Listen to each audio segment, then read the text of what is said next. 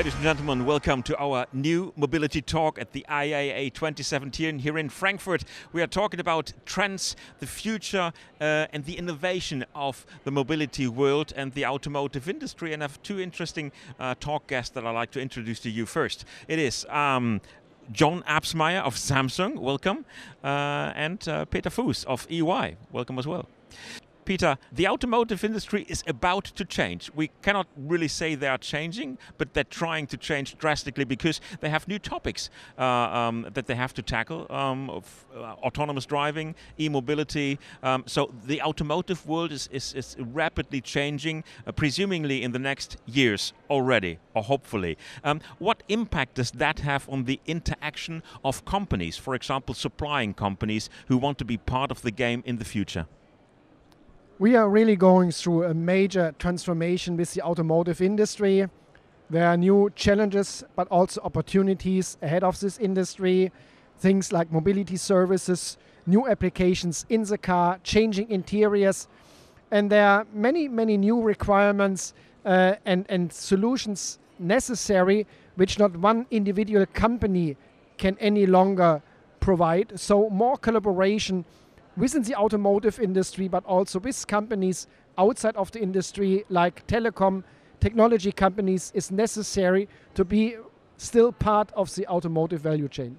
And although the existing suppliers of the automotive industry didn't want to have it, there are new players coming into this circle of suppliers, like, for example, Samsung. And you did that, well, recently by acquiring the well-known company Harman. John, tell me a little bit about your targets and how the industry is reacting upon that new deal. Sure. So I would say, firstly, the change that's happening in the automotive industry, it's really enabled by semiconductor advancements, and I would argue that it's inspired by the smartphone. So two places where Samsung is extremely strong, and that's part of the reason we see the opportunity to enter the auto space. Now it's in this time of rapid change, which is our sweet spot. It's something Samsung's been very good at capitalizing on, but I guess the point is we recognize we can't do it alone. We're not an automotive company. We don't have the background in developing automotive grade solutions.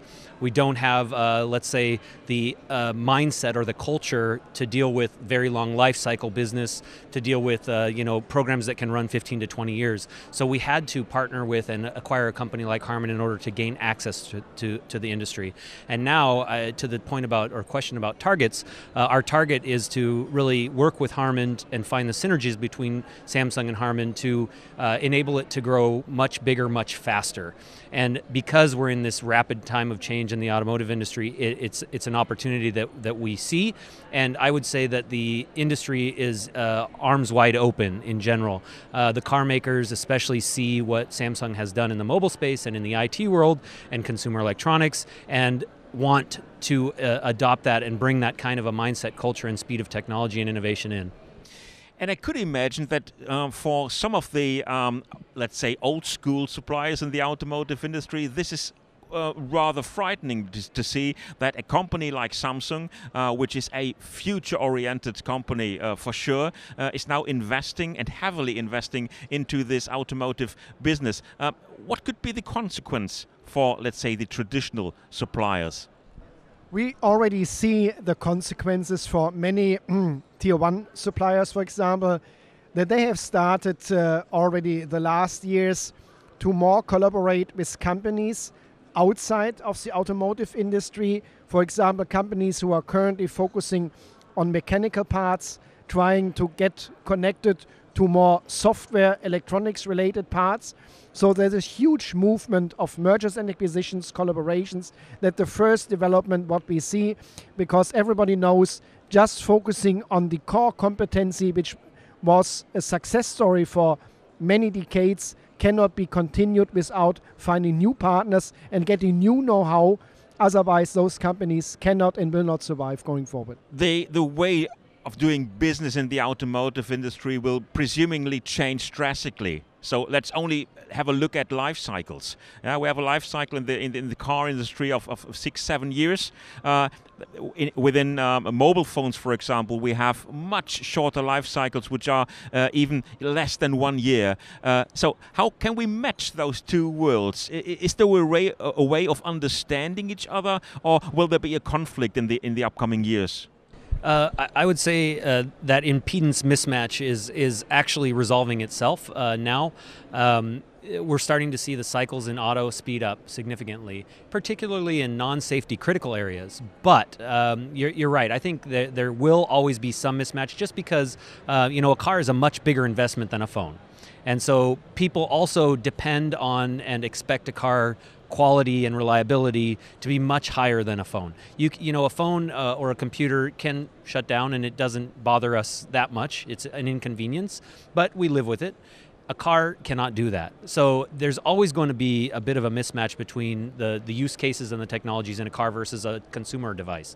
But they're coming closer. So I would say, generally speaking, now we're seeing that it's 2 to 3 years lag from technology being deployed in a smartphone until it's ready for auto. And then the big difference is the life of how long it lasts in the market is much longer for auto as well. But this is a cultural shift that companies, especially technology companies, are going to have to change in order to participate. We have been looking into the IAA for many years, Peter, and we have been discussing about this industry with their OEMs and their suppliers. And the criticism of the last years was often that they are too slow, that they're not picking up with the speed which is seen in other areas, for example, in communications area, mobile phones and so on. And they always said, well, it's not comparable. As you said, a car, you cannot compare a car to a mobile phone. But now it seems as if they were wrong.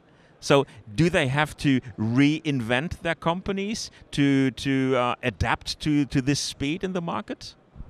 At the end of the day, it's important to synchronize these two different speeds, what we have in the technology sector, and many companies are working just on beta versions, so as the development is so fast, and synchronize with the mature traditional automotive industry. We see faster development cycles, which also create probably sometimes a quality issue for the automotive industry, as you still have to deliver highest quality parts, also develop these parts. So this synchronization is very important, and that these speeds get together. And it will also help the automotive industry to faster develop, to increase their development cycles. We see this with CKD implications, with the way how they design cars today. So it's getting closer together, no doubt about it. What I'm interested in is seeing how will Samsung handle this new business? How will you organize yourself and the company you have acquired to match the needs of this mobility business in the future? Yeah, excellent question, actually. So Samsung has been an automotive supplier as a Tier 2 partner to the Tier 1 space with semiconductors, with memory, with application processors, batteries, displays, etc. That business will remain a Tier 2 business within Samsung. They'll continue to support suppliers, all the Tier 1 suppliers. The Harman business is our entry into the Tier 1 space.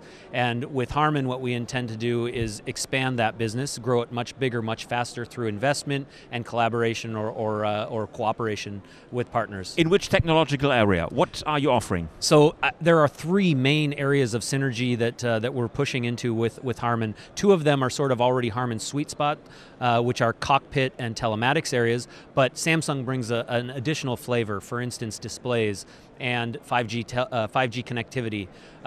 On the new space for Harman is the space that I'll be leading, which is the ADAS and autonomous driving. And so far, Harman has not been a big player there, mostly in warning systems that are embedded in the infotainment system. But now we'll be moving into the higher levels of automation, level 2 through level 5. Do you see other examples in the market where such mergers or such corporations are being realized, or is the industry still, let's say, staying within their own terrains? I mean, we see since many years collaborations with traditional companies and technology companies.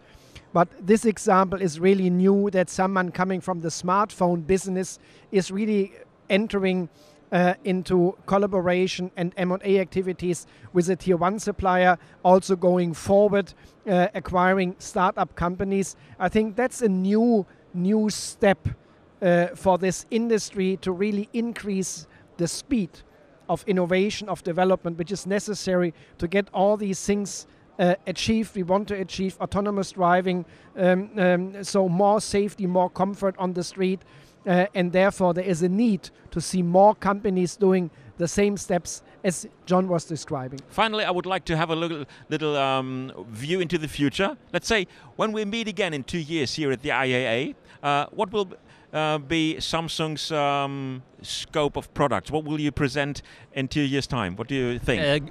Also a good question. So what we had announced today was around a platform approach to ADAS and autonomous driving and an open ecosystem. We're big believers in open innovation, and so we're trying to draw together best-in-class partners and make investments in some of those companies to quickly accelerate our capabilities and our credibility in the market space. So within 2 years' time, I expect that we will have products in 4 major categories addressing ADAS and autonomous driving. Compute, so high performance computation, which is going to be required for all the algorithms that run in an autonomous car. Secondly is the AI and the algorithms that are powering the perception systems like fusion and motion planning and control for an autonomous car. Third is sensors, everything from cameras, where Samsung is a leader today in the mobile space, but not in auto.